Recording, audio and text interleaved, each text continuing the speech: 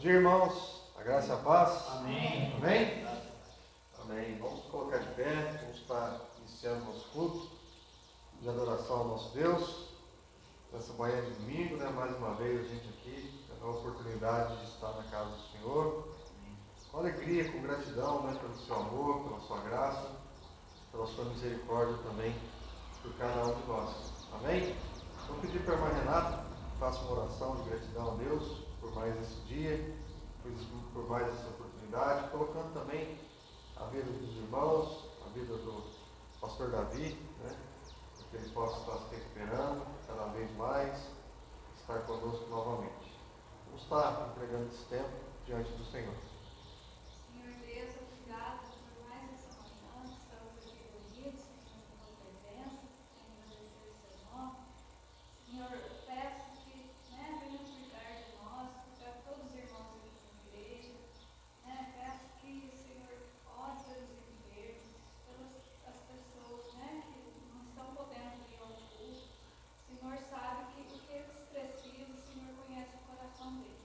Peço, Senhor, que perdoe nossos pecados, nossas falhas, pois somos falhos e necessitamos da sua misericórdia, Senhor. Agradeço por tudo que tem feito, agradeço pela vida do nosso pastor Davi, da irmã Maria, que em breve estará aqui conosco. Peço que o Senhor abençoe todos nós aqui que estamos reunidos. Eu oro em nome de Jesus. Amém. Amém. Mais uma vez, irmãos, nós vamos ter a oportunidade de estar adorando o Senhor, louvando, agradecendo o nome do nosso Deus. A gente pode fazer isso com alegria, com gratidão, colocando realmente esse tempo, são alguns minutos, algumas horas que a gente passa aqui, que seja um tempo de aprendizado, que seja um tempo de nós realmente estarmos na presença do Senhor. Amém? Vamos estar louvando?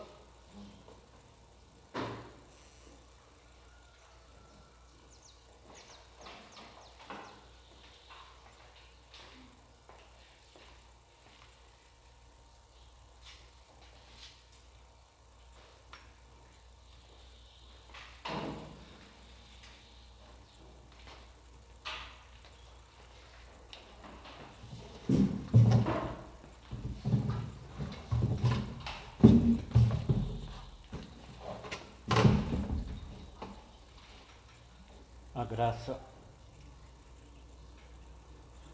graça e paz, irmãos. Alô,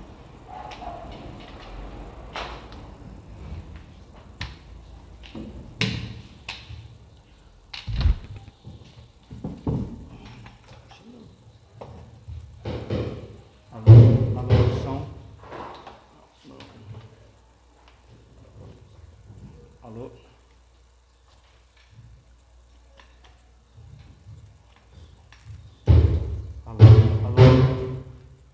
Alô.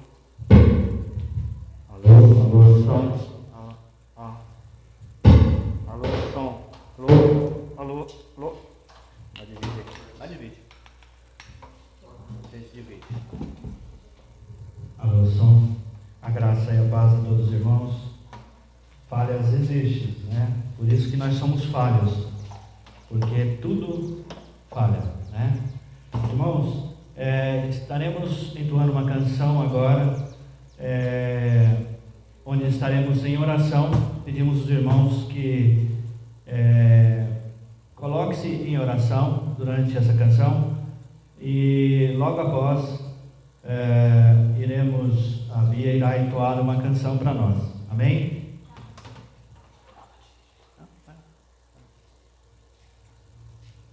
Yeah.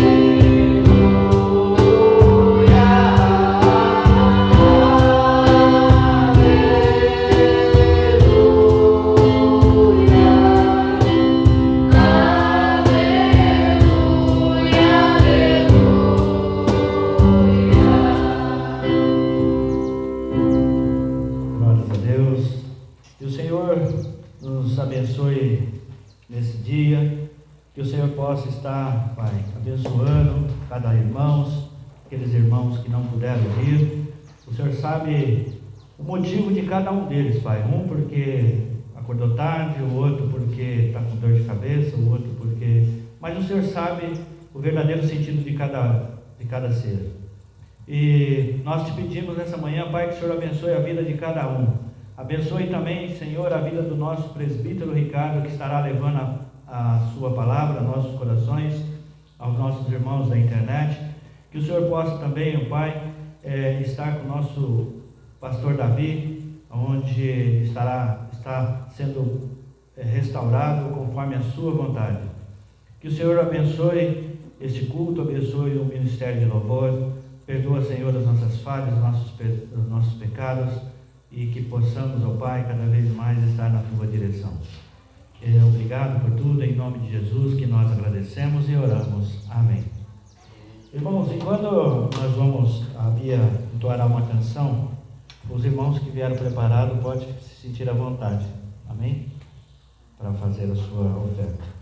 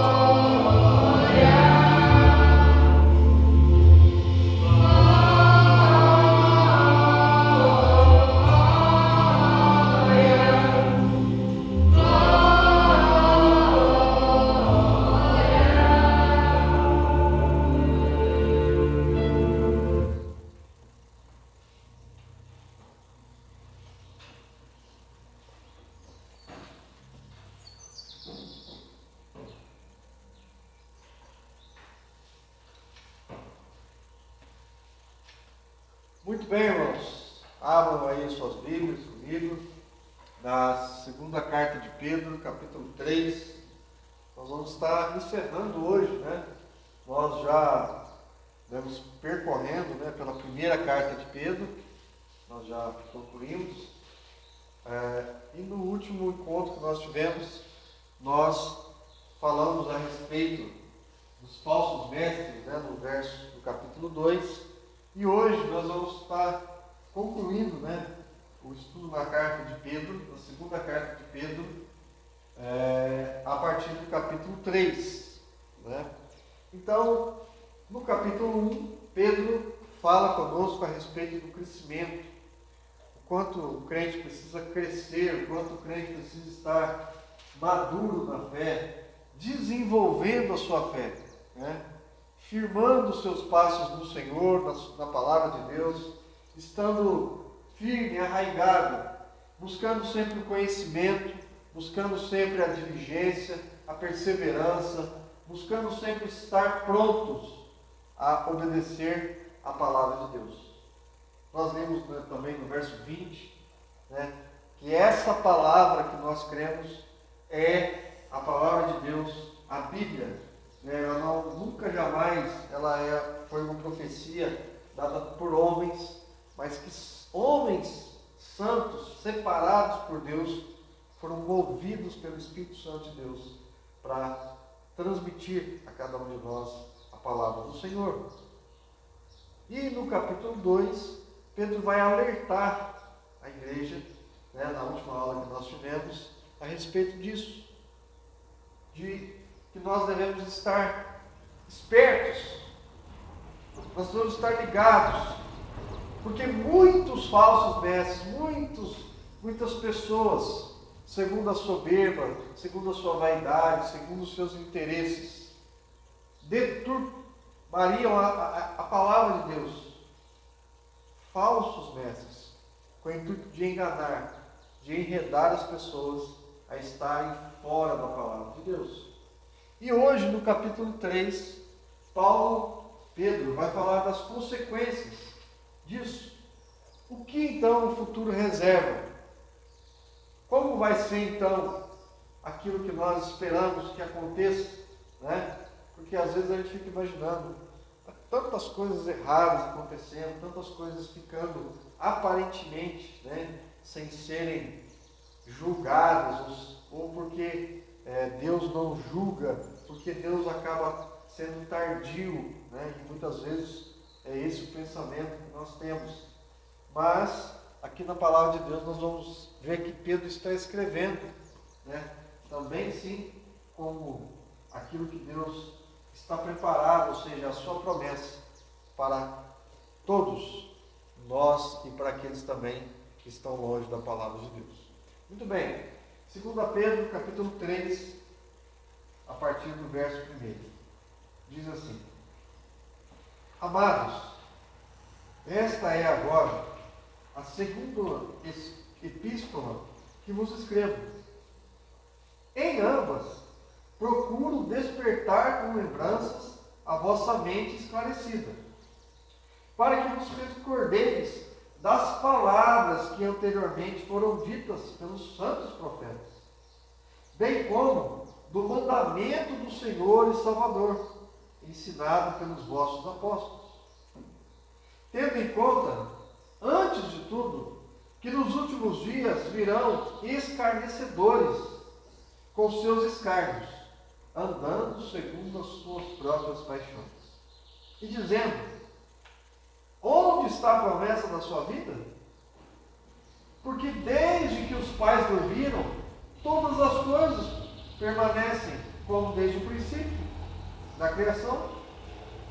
Porque deliberadamente esquece que de longo tempo houve céus, bem como terra, a qual surgiu da água, e através da água, pela palavra de Deus, pela qual veio a perecer o mundo naquele tempo, afogado em água.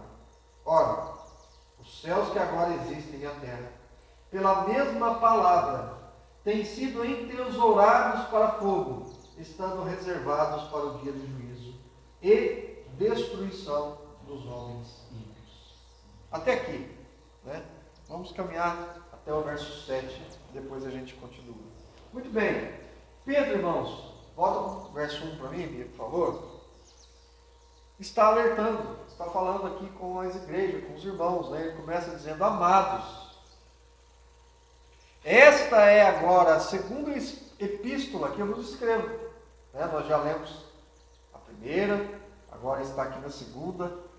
Ele está dizendo o seguinte, que em ambas dessas duas cartas, o que ele quer fazer? Qual é o intuito? Qual que é a intenção de Pedro ao escrever essas cartas?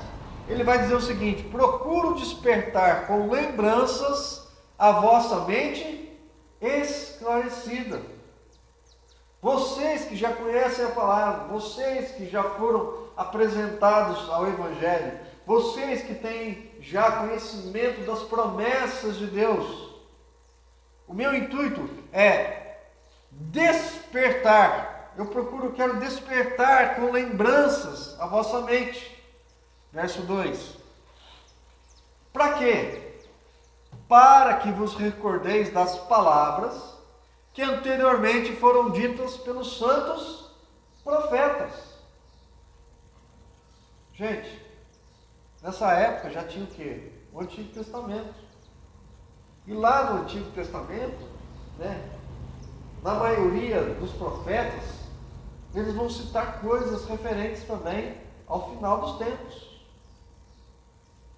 E Pedro quer dizer o seguinte: olha, eu estou recordando para vocês, eu escrevi essas duas cartas, primeiro, porque eu quero validar aquilo que os profetas escreveram.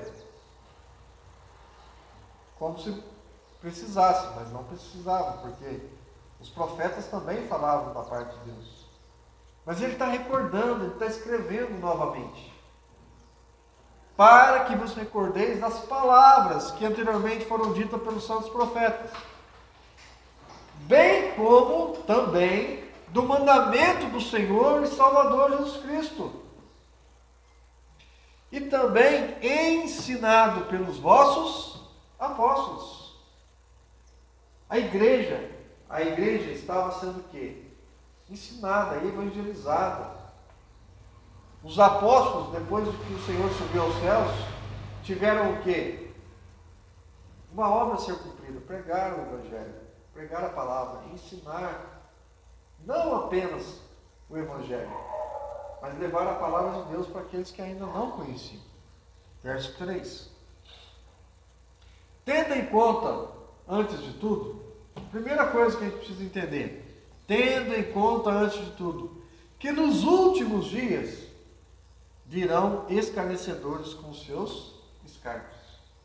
Gente, esse antes, nos últimos dias, não é agora, nem é lá no finalzinho, quando Jesus estiver voltando. É todo esse período que a gente chama de presente era, que é quando, desde que o Senhor Jesus foi morto, ressuscitou e ascendeu aos céus, até os dias de hoje. Então, esses são os últimos dias. Nos últimos dias, virão escarnecedores como seus escárnios, andando segundo as suas próprias paixões. Quem são esses escarnecedores que Pedro mais uma vez está falando aqui? Exatamente aqueles falsos mestres que ele tinha falado aqui para a gente no capítulo 2. Não é isso? Que a gente devia tomar cuidado, que a gente devia estar alerta com relação ao quê? A esses escarnecedores, andando segundo o quê? As suas próprias paixões. Por que ele está falando que a gente tem que ter cuidado com essas pessoas? Ele vai falar aqui no verso 4. Com esses falsos líderes. Por quê? Porque eles vão dizer o seguinte. Olha o que eles vão dizer. Onde está a promessa da sua vinda? Eles vão questionar a vinda do nosso Senhor Jesus. Esses homens, esses escarnecedores, eles vão querer deixar as promessas de Cristo, as promessas do Senhor, as promessas que Deus fez para trás, colocando em descrédito a palavra de Deus. Esses homens vão querer levar a igreja e o povo de Deus para longe das promessas de Deus. E vão dizer: aonde está a promessa da sua vinda? Segunda, porque desde que os pais dormiram lá atrás, todas as coisas permanecem como desde o princípio da criação. Não tem problema, não tem negócio de Jesus voltar, gente, não tem nada disso. Essas pessoas vão escarnecer da cruz de Cristo. Elas vão ignorar a palavra de Deus. Elas vão fazer com que as pessoas se distanciem das promessas de Deus. E Pedro está chamando a atenção aqui da igreja para que as pessoas não sejam levadas por isso. Para que as pessoas se mantenham fiéis a quê? A palavra de Deus. Verso 5. E aí ele vai dizer: porque deliberadamente essas pessoas, esses homens, esquecem que de longe tempo houve céus, bem como terra, a qual surgiu da água, e através da água, pela palavra de Deus. Quem fez todas as coisas? Foi o Senhor. Ele é o Criador. Porque deliberadamente eles esquecem que quem criou todas as coisas é o próprio Deus. E se Ele é o Deus Criador, Ele é o Deus também que cumpre as suas promessas. E aí Pedro vai citar aqui, verso 6, coloca para mim, Bia. Pela qual a água veio o que, gente? A perecer o mundo naquele tempo afogado em água. O que aconteceu lá atrás? Dilúvio. O povo estava igualzinho nessa situação.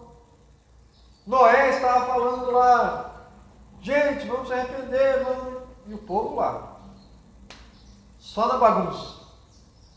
E Deus lá de cima, só acompanhando, ou seja, só esperando. E o que aconteceu, gente? Algo que não só nós cristãos, nós que cremos na palavra de Deus, cremos, como todo mundo sabe que o mundo passou pelo dilúvio. E quem fez o dilúvio? O Senhor. Por quê? Porque Ele é o Criador, Ele é o Senhor, Ele é o Todo-Poderoso, Ele é o Soberano. Pedro então está falando aqui, ó, foi Deus quem criou a água. E foi por meio dessa água que veio a perecer o mundo naquele tempo, afogado em água. E todo mundo ficou para trás, a não ser 8 pessoas. Noé e a sua família. Verso 7. Ora, os céus que agora existem, a terra, pela mesma palavra de Deus lá, quando criou as águas, tem sido o que, gente? Entesourados para fogo. Então, quando alguém perguntava assim: não, o mundo vai acabar? Sim ou não? O mundo vai acabar ou não? E aí, gente? Vai ou não vai? Vai. Ora, os céus que agora existem e a terra, pela mesma palavra de quem? De Deus, têm sido entesourados para fogo. O que é entesourado, gente? Guardado. Quando a gente tem um tesouro, a gente faz o quê? Você tem uma coisa muito valiosa, né? Um anel de ouro, um colar de brilhantes. Você deixa ele aonde? Guardadinho, né? E aqui a palavra é essa: que a terra e o céu têm sido que entesourados, ou seja, estão reservados para fogo. Estando aqui, ó, reservados para o dia do juízo e destruição de homens ímpios. O mundo vai acabar? Vai acabar. Está aqui, ó, a palavra de Deus. Deus está entesourando esse mundo aqui para fogo, não mais com água. Como existe o sinal, né, dado por Deus para que o arco-íris é o sinal da aliança que Deus fez com o homem, dizendo que não acabaria mais o mundo com água. Só que o mundo está sendo guardado para ser acabado com fogo. Para quê, gente? Porque Deus não gosta do mundo? Porque Deus não gosta da sua criação? Por que será que Deus vai destruir o mundo em fogo? Qual é o objetivo? Destruição dos homens ímpios. Aqueles mesmos que estão escarnecendo de Deus. Aqueles mesmos que estão falando que Deus não existe. Aqueles mesmos que estão dizendo que Jesus não vai voltar. Aqueles mesmos que estão levando o homem a estar longe de Deus, da sua promessa.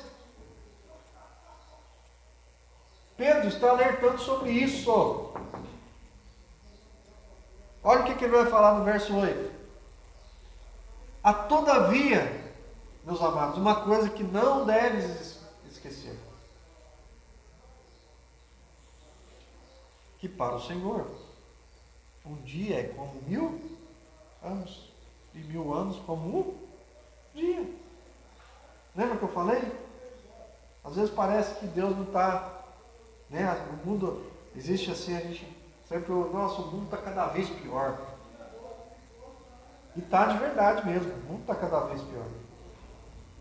O ser humano está ficando cada vez pior, não é verdade? É. O ser humano está cada vez mais longe de Deus, tá? Mas já faz 2000 anos que Jesus morreu, que Jesus ressuscitou, que Jesus Cristo subiu aos céus. Gente, mas faz 2000 anos, parece que Deus está esquecido, parece que Deus está tão longe. E as coisas estão cada vez piorando. Gente, olha o que Pedro está escrevendo. Há, todavia, uma coisa, amados, que vocês não devem esquecer. Para o Senhor, um dia é como 1000 anos. E 1000 anos para o Senhor é como um dia. É como se anteontem, Jesus Cristo tivesse ressuscitado. E hoje ou amanhã, Ele vai acabar com o mundo. Porque o que são 1000 anos perto da eternidade? Você já parou para pensar nisso? É nada. 1000 anos perto da eternidade é nada. Porque 1000 anos tem fim. A eternidade não tem fim. Por isso que a cronologia de Deus, irmãos, é diferente da nossa. Quando a gente parece imaginar que Deus está atrasado, não. E nesse caso aqui tem algo importante. Coloque para mim, Bia. Não retarda o Senhor a sua promessa, como alguns a julgam demorada. Não retarda, Senhor, a sua promessa. Ele tem o tempo dele definido, já está definido, não é nem antes nem depois. Não retarda o Senhor a sua promessa, como alguns a julgam demorada. Pelo contrário, Ele é, o que Deus é, gente? Longânimo para conosco. Ele tem um ânimo longo para convosco, não querendo que nenhum... Deus tem prazer em destruir o homem? Não. Deus não tem prazer em destruir o homem. Olha o que está dizendo a palavra. Não querendo que nenhum pereça. Deus não quer. Senão o contrário. Que todos cheguem ao arrependimento. O que Deus quer, gente?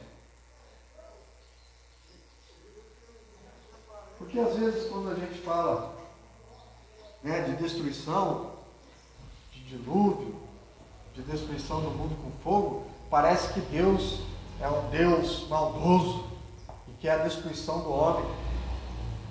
Não. A palavra de Deus diz que Ele é o quê? Longânimo, paciente. Ele espera, Ele dá oportunidade, Ele chama, Ele fala, Ele deixou a sua palavra, Ele deixou os seus ensinamentos, Ele quer que o homem se arrependa.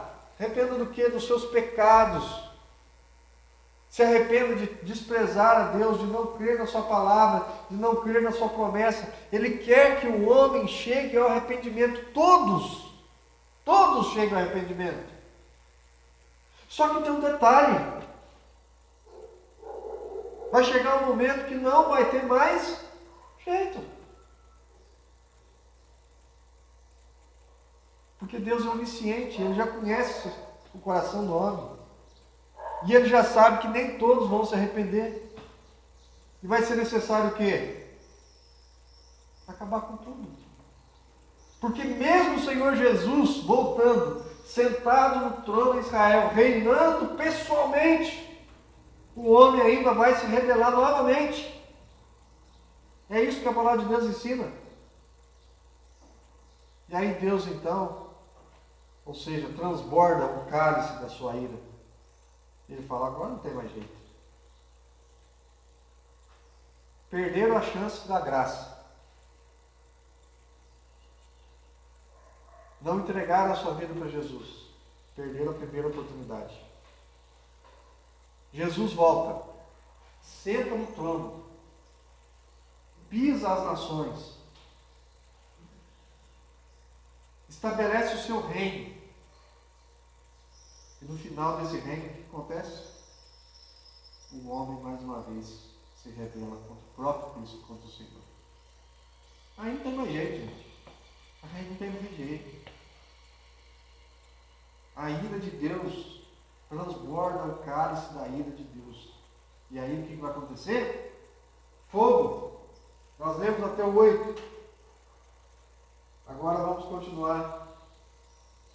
Verso 10. A destruição do mundo. Virá, entretanto, como o quê? Ladrão. O dia do Senhor, do qual os céus passarão com estrepitoso estrondo, e os elementos se desfarão em abrasados.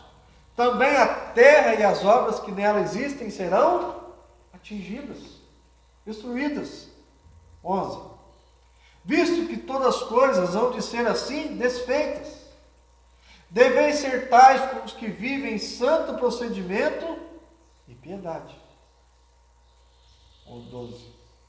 Esperando e apressando a vinda do dia de Deus, por causa do qual os céus incendiados serão desfeitos, e os elementos abrasados se derreterão. Do grande o quê? O dia da vinda de Deus. 13. Nós, porém, segundo o que? A sua promessa. Promessa de quem, gente? Promessa de Deus. Esperamos o quê? O que nós esperamos, gente? Novos céus e nova terra, dos quais habita justiça. Deixa eu falar uma coisa aqui para vocês. O cristão não deve esperar isso aqui, ó, nessa terra. Isso nunca vai acontecer. A ideia da igreja triunfalista, triunfando, né? E o evangelho, todo homem se arrependendo. Essa era sim a vontade de Deus. Não é isso que a gente leu lá atrás? Que Deus gostaria que todos se arrependessem? Mas a gente sabe também que isso não vai acontecer. Que essa terra não habita a justiça de Deus. Nós cristãos, nós que cremos nas promessas de Deus, não é isso que está escrito aqui, ó? Nós, porém, segundo o que, gente? A sua promessa, a promessa de Deus. Nós, segundo a promessa de Deus, o que está prometido para nós? Esperamos o quê? Novos céus e nova terra, nos quais habita a justiça. Por quê? Porque lá não tem pecador, lá não tem pecado. Por isso que nós receberemos o que, irmãos? um corpo glorificado. Não esse corpo aqui corrupto, corruptível, que apodrece, que está sujeito à morte. Não. Nós receberemos o quê? Um corpo glorificado, igual ao do nosso Senhor Jesus Cristo. E com esse corpo glorificado, nós habitaremos em novos céus e nova terra, nos quais habita o quê? Justiça. Lá não tem pecado, lá não tem morte, lá não tem choro, lá não tem nada, como diz aquela música. Prepara ela aí para nós cantar no final, Bia, fazendo favor. Além do Rio Azul. Tem aí? Muito bem. Depois a gente vai cantar no final. Ricardo, é importante frisar isso. A gente, às vezes, no decorrer de uma conversa, a gente fala sobre o corpo glorificado. E as pessoas não sabem, às vezes, muitas vezes, e nem nunca ouviu falar, não tem nem ideia de que seja um corpo glorificado. Isso. E corpo glorificado, Jesus mostrou claramente para nós o que é um corpo glorificado. Exatamente. Quando ele deixou o seu corpo no terceiro dia. Exatamente. Quando tinha uma pedra de 1 tonelada na porta e mais 5 guardiões. Isso. Não é? Jesus, ele transpassou, né? Ele é a expressão máxima daquilo que nós seremos. Não é fantasma não, viu gente? Não fica comparando com fantasma, não, porque não é isso não. Que é o detalhe. Porque às vezes tem essa ideia, né? Ele foi comer com os apóstolos. Jesus comeu. O Espírito não come. Isso. Jesus comeu com os discípulos, né? Vamos lembrar quando Tomé vê o Senhor Jesus, e ele olha, mas é o Senhor mesmo. Ele não estava acreditando que era o Senhor Jesus, porque talvez o Senhor Jesus estivesse com um semblante diferente daquele que ele foi crucificado, com uma paz, uma tranquilidade, sabendo que tinha cumprido o seu papel como filho. E ele então olha para Tomé e fala, vem aqui, ó, toca a minha mão, toca aqui ao meu lado. Foi isso que aconteceu. Ele fala para Tomé, melhor aquele que não precisa ver, que não precisa tocar, para crer. Mas Jesus estava ali, era um corpo, uma pessoa, comeu com os discípulos, ceou com eles, esteve com eles por 40 dias. Muitas pessoas viram o Senhor Jesus, não é verdade? Ele caminhava lá em Emaús. Detalhe que ele viaja na segunda aí, ele viaja 300 quilômetros, né? Isso. Ele sai de um lugar, 300 quilômetros e aparece em outro. Então o que é isso, gente? É um corpo incorruptível. Essa é a grande diferença. Que não está mais sujeito à morte, que não está mais sujeito à dor, que não está mais sujeito ao sofrimento, mas um corpo glorificado. E é isso que nós teremos quando nós habitarmos no quê? Novos céus e nova terra. Gente, essa é a promessa, essa é a nossa promessa. A nossa promessa não é para esse mundo, como a gente sempre fala. Por isso que Jesus fala que as nossas expectativas não devem estar aqui para esse mundo. Que nós não devemos acumular riquezas, tesouros aqui. O que a gente tem que acumular lá. Porque esse mundo aqui, gente, a fazenda que você tem, a casa que você tem, o carro que você tem, o prédio que você tem, o dinheiro que você tem no banco, sabe o que vai acontecer com ele? Vai virar cinza, pó. Vão se abrasar, não foi isso que a gente leu ali atrás? Vão ser derretidos, tudo isso aqui, ó, vai virar pó, vai virar nada. Essa é a promessa de Deus. 14. Por essa razão, por causa disso, gente, olha só. Pois, amados, esperando essas coisas, esperando o que, gente? Novos céus, nova terra, vida justa com Deus, corpo glorificado. Por essa razão, pois, amados, esperando essas coisas, empenhai-vos por seres achados por Ele em paz. Por quem? pelo Senhor Jesus, sem mácula, sem sujeira, e irrepreensíveis, ou seja, pessoas que estão fazendo a vontade de Deus. É assim que nós temos que ser achados por Ele. Verso 15. E tende por salvação a longanimidade do Senhor, porque Ele é longânimo. Como igualmente o nosso amado irmão Paulo vos escreveu nas suas cartas, segundo a sabedoria que lhe foi dada. Dada para quem? Para Paulo, verso 16. Ao falar acerca destes assuntos, como de fato costuma fazer em todas as suas epístolas, na quais há certas coisas difíceis de entender, que os ignorantes, os instáveis, deturpam, como também deturpam as demais escrituras para a própria destruição de Deus. O que ele está querendo dizer aqui? Gente, presta atenção no que eu estou falando. Presta atenção naquilo que Paulo, que é um apóstolo, também escreveu em todas, como ele costuma fazer em todas as suas epístolas, na quais tem certas coisas difíceis de entender para essas pessoas, é muito difícil. Porque as pessoas estão ligadas o quê? Neste mundo. Por isso que está falando lá que os escarnecedores lá, eles vão falar, cadê o dia da vinda do Senhor? Não vem nada. Porque no fundo, eles têm medo, né? Porque quando Jesus voltar, a coisa vai ficar feia. Então, eles são o quê? Ignorantes e instáveis.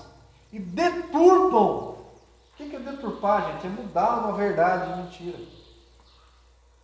Não, é igual existe hoje aí, né? Algumas religiões cristãs. Não vai ter isso não, gente. Negócio de Apocalipse aí, Por que vocês ficam estudando negócio de Apocalipse, gente? Coisa feia, fala de destruição, de cavalo, de trombeta, de selo, de fogo, de dragão, de isso e aquilo, gente. Vamos esquentar a cabeça com isso não. As igrejas, o juízo de Deus. Por quê? Porque apresentar o juízo de Deus para as pessoas, né, é complicado, né? Nossa, as pessoas não vão querer ir na igreja, vão ficar com medo. Não, gente. É o contrário. O ser humano precisa respeitar aquilo que ele tem. E a Bíblia diz que o princípio da sabedoria é o temor do Senhor. Você quer ser sábio? O princípio da sabedoria é o temor do Senhor. Então, não adianta ensinar o crente a ser uma pessoa boa se ele não tem a Deus. Porque Deus é um Deus de bênção, Ele é de bênção. Que é o que as igrejas hoje querem dar para o povo. Mas Ele também é um Deus de ira. Ele é um Deus justo. Ele é um Deus que vai cobrar o preço. Então, Pedro está escrevendo o seguinte, gente, nos últimos tempos vão vir os falsos mestres, vão vir essas pessoas escarnecendo de Jesus. Não liga para isso não, negócio de mundo acabar, nada disso não. Não vai acontecer nada disso. Jesus não vai voltar. Gente, isso aí é coisa da Bíblia. Bíblia foi escrita por homens. Vamos viver a nossa vida aqui e está tudo certo.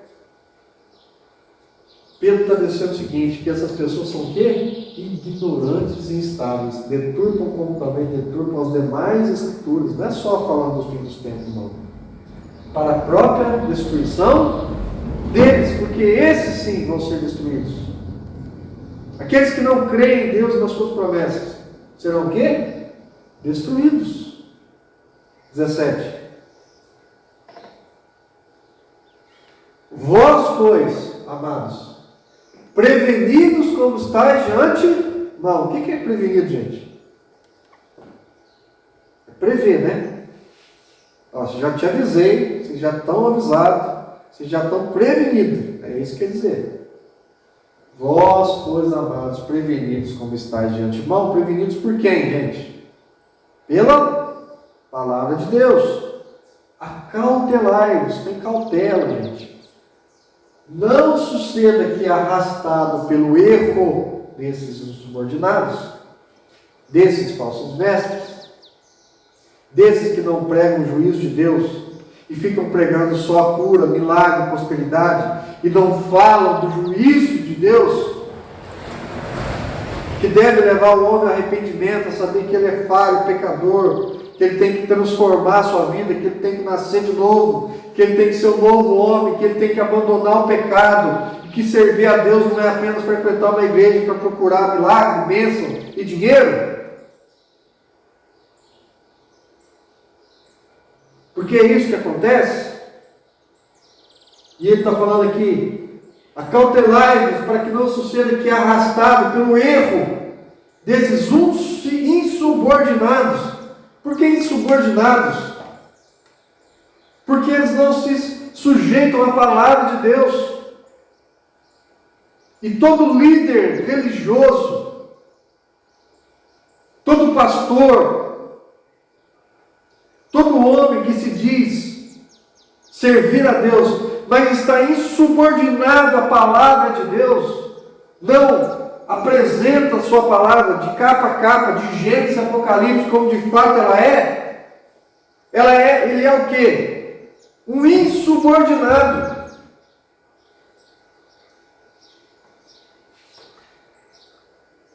Não suceda que, arrastados pelo erro desses subordinados, destraiais a sua própria firmeza. Que firmeza?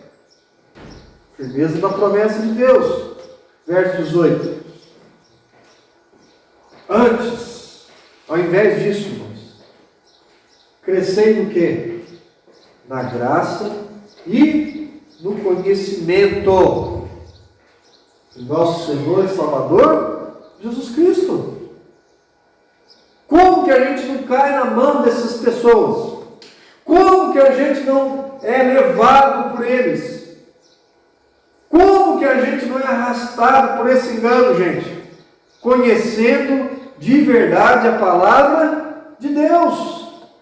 Porque se eu não conheço a palavra de Deus, qualquer coisa que me ensinarem, eu vou atrás. Mas Pedro está dizendo antes o quê? Crescer na graça de Deus. Porque nós já fomos agraciados pela salvação do nosso Senhor Jesus Cristo. E mais, e no conhecimento do nosso Senhor e Salvador, Jesus Cristo. Conhecer o Senhor Jesus, conhecer quem Ele é, conhecer as promessas de Deus, as alianças de Deus, e aquilo que está preparado para o futuro. Porque, gente, Deus é o mesmo, antes, agora e depois. Nenhuma das suas promessas, nenhum dos seus planos podem ser o quê? Frustrados. Pelo contrário, Deus é fiel. É a palavra de Deus que diz que Ele é Deus, que Ele não é homem para que minta. E a sua palavra vai ser cumprida. E é nisso que nós devemos colocar a nossa esperança e a nossa fé. Crescendo sempre na graça, no conhecimento do nosso Senhor e Salvador Jesus Cristo. A Ele seja a glória, tanto agora como no dia eterno. Porque o Senhor Jesus, Ele tem todo o poder. Assim como Ele tem o poder para criar todas as coisas, Ele também tem poder para destruir todas as coisas. Mas felizmente para nós, Ele também tem poder. E Ele fez a promessa de dar para nós um presente maravilhoso, que é a vida eterna. Mais do que isso, novos céus e nova terra, onde habita sim a justiça de Deus. E lá não vai ter mais sofrimento, lá não vai ter mais morte, lá não vai ter mais dor.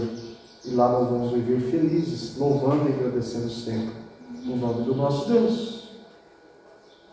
Mas para isso, nos mantermos sempre firmes no quê? Nas promessas de Deus, na palavra de Deus e nos seus ensinamentos. Amém? Amém. Vamos concluir. Dá para a gente cantar essa música, né? Eu gosto muito dessa música, eu ouço ela várias vezes durante a semana. É uma música que eu de manhã levanto, às vezes já coloco lá, porque é mais ou menos aquilo que a gente quer, aquilo que a gente espera. E a gente sabe que é a promessa de Deus para nós, que é estarmos juntos com o Senhor. Vamos louvar? Amém.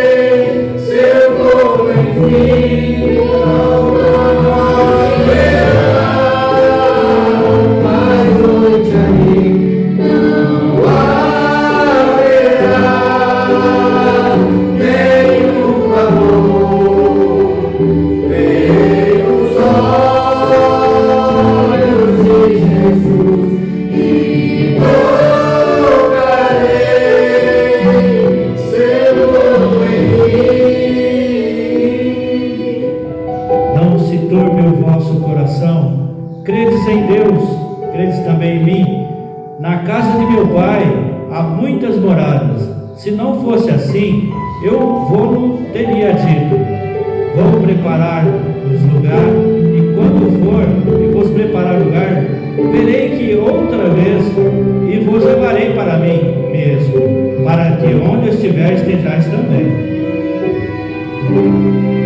As nações andarão em sua luz, e as portas jamais se fecharão. A cidade é de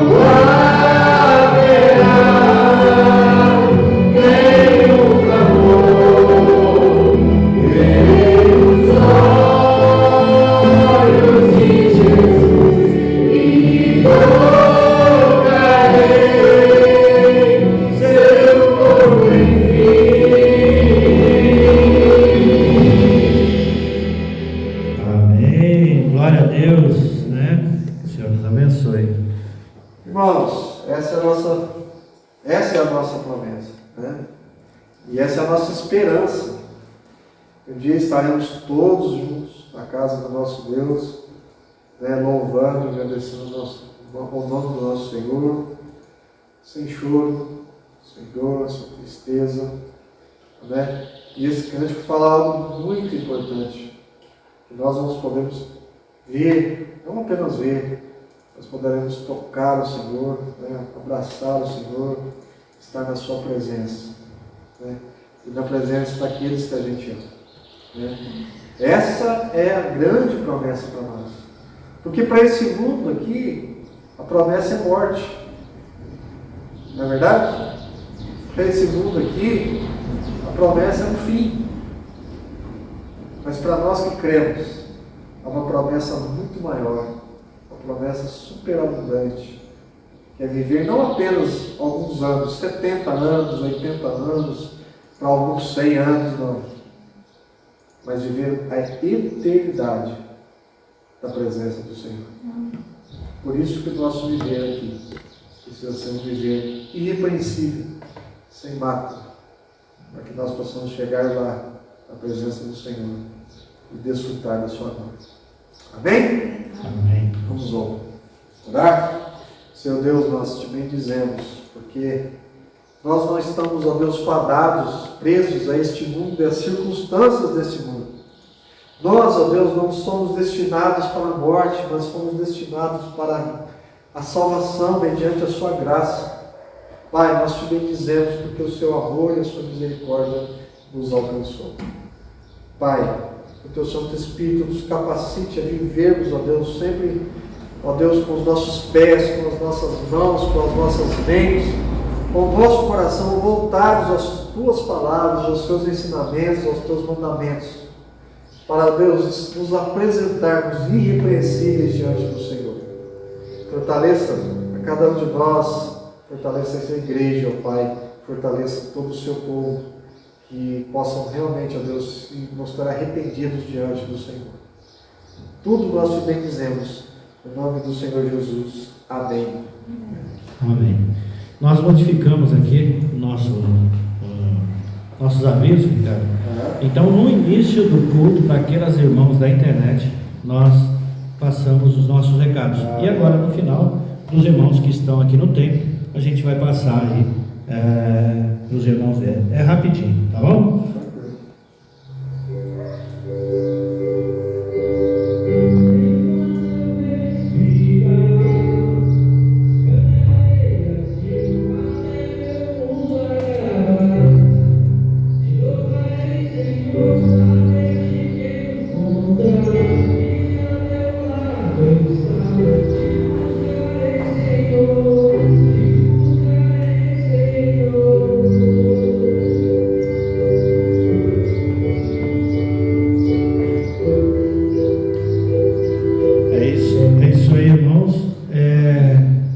Que Deus possa nos abençoar, que tenhamos um domingo abençoado em nome de Jesus. Amém?